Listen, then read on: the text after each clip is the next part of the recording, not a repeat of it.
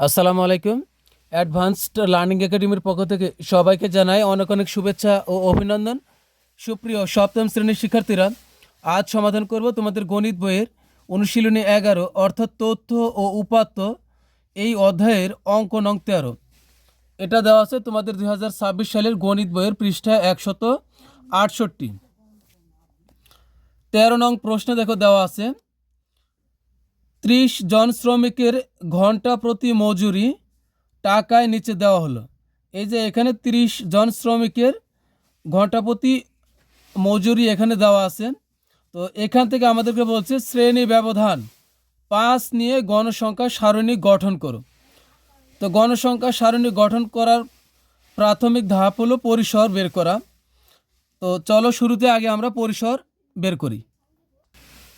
পরিসর বের করতে হলে আমাদের লাগবে সর্বোচ্চ মান, সর্বনিম্ন মান লাগবে। এখানে সর্বোচ্চ মান হলো 50 আর সর্বনিম্ন মান হলো 20। তো আমরা লিখব এখানে সর্বোচ্চ মান 50, সর্বনিম্ন মান হলো 20। এখানে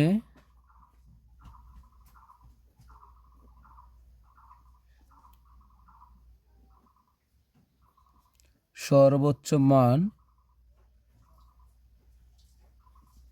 50, সর্বনিম্ন মান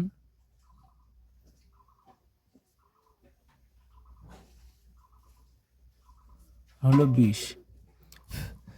তো আমরা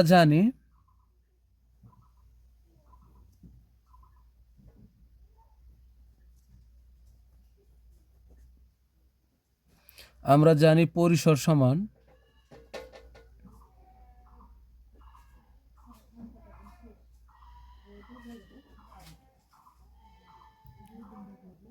সর্বোচ্চ মান বিয়োগ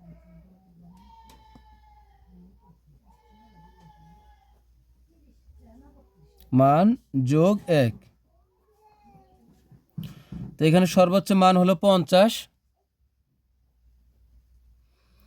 বিয়োগ সর্বনিম্ন মান হলো 20 যোগ হলো 1। তো 50 থেকে 20 বাদ দিলে হবে 30 যোগ হবে 1। তাহলে কত বের হলো? 31। তো এটা কিন্তু আমাদের পরিসর।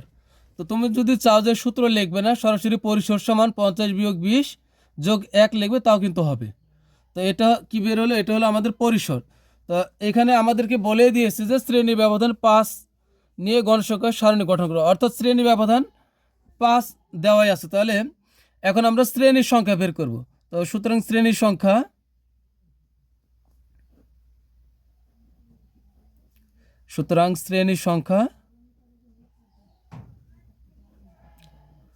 শ্রেণী ব্যাপ্তি বা শ্রেণী ব্যবধান দ্বারা ভাগ করলে আমাদের শ্রেণীর সংখ্যা বের হয়ে আসে। তো এখানে পরিসরকে ভাগ করতে হবে।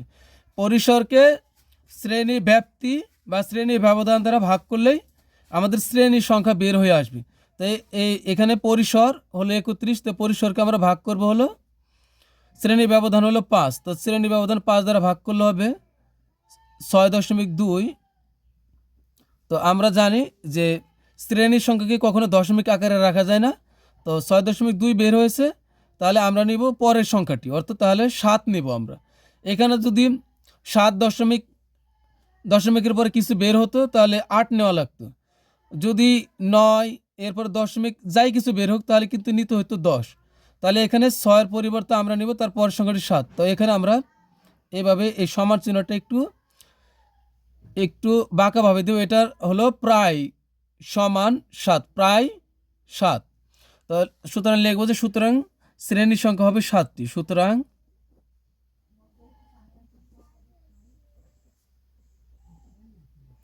শ্রেণীর সংখ্যা হবে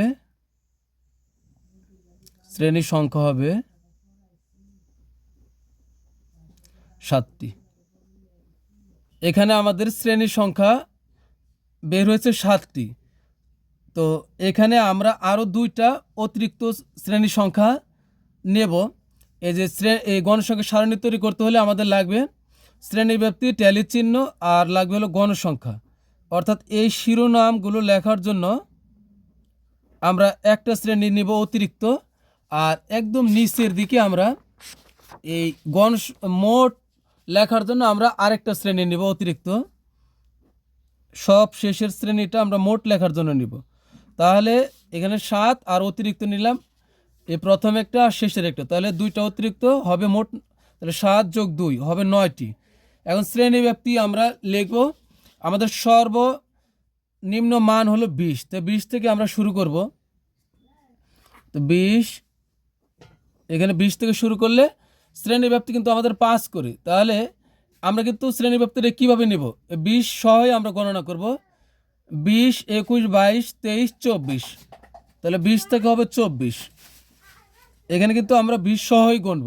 এখানে দেখে মনে হচ্ছে 4, তাহলে মনে হচ্ছে 4, কিন্তু এটাই হলো আমরা শ্রেণী ব্যাপ্তি 5 ধরেছি। এরপর 24-এর পর এখানে হবে 25, 29, তো 29, এরপরে হবে এখানে হবে 30, 30 থেকে হবে 34, দেখে মনে হচ্ছে 4 করে নিচ্ছি, কিন্তু তথ্য উপাত্তের অঙ্কের নিয়মে এটাই হলো 5 করি।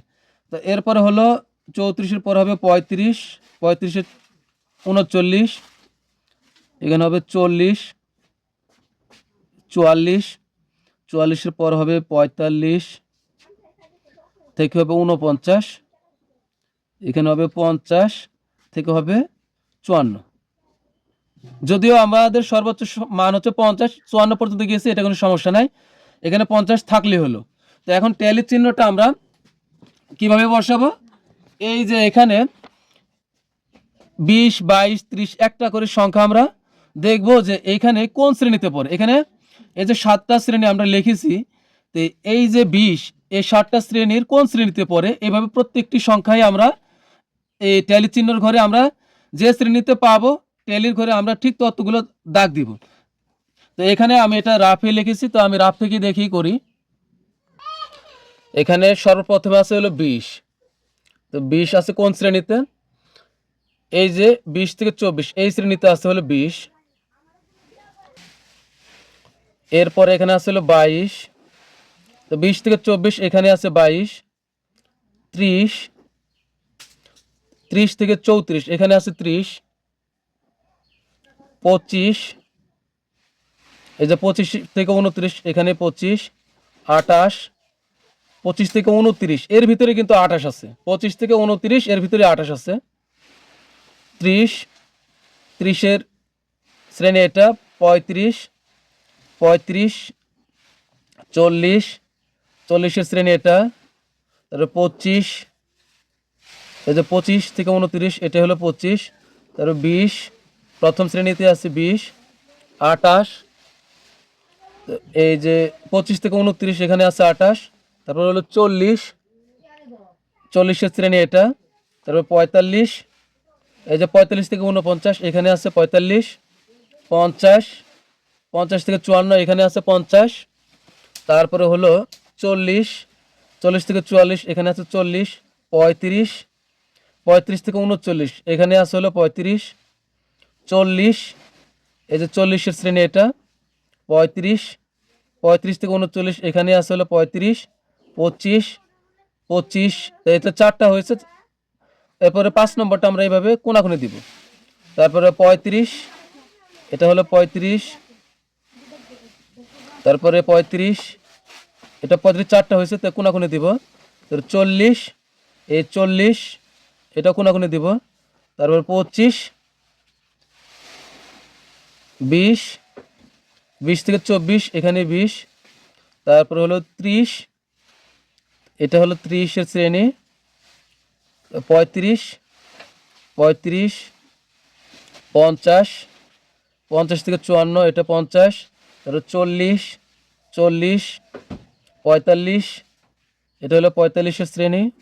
তারপর হলো 50, তো এটা হচ্ছে আমাদের 50-এর শ্রেণী। তো এখন এই ট্যালি চিহ্নের ঘরে আমরা যা পেয়েছি সংখ্যার আকারে, তা আমরা গণসংখ্যার ঘরে লিখব। তো এখানে কত আছে, এখানে হচ্ছে 4, লাইটে প্রবলেম করতেছে তো। এরপরে এখানে আসছিল 5 আর 1 হলো 6, 3, 5 আর 1 হবে 6, 5 আর 1 হলো 6।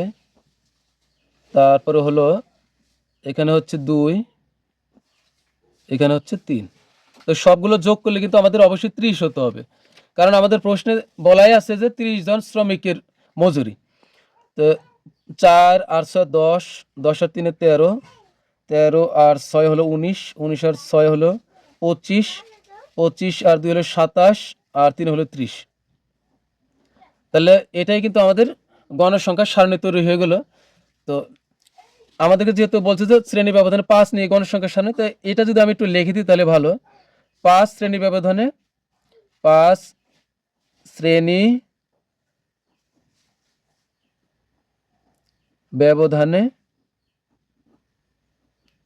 গণসংখ্যা সারণী।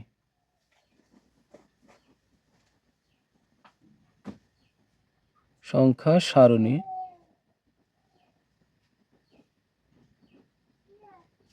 তো এটাই কিন্তু আমাদের 13 নং প্রশ্নের সমাধান হয়ে গেল। তো প্রিয় শিক্ষার্থীরা, পরবর্তী ক্লাস দেখার আমন্ত্রণ জানিয়ে তোমাদের কাছ থেকে বিদায় নিচ্ছি। সবাই ভালো থাকবে, সুস্থ থাকবে। আল্লাহ হাফেজ।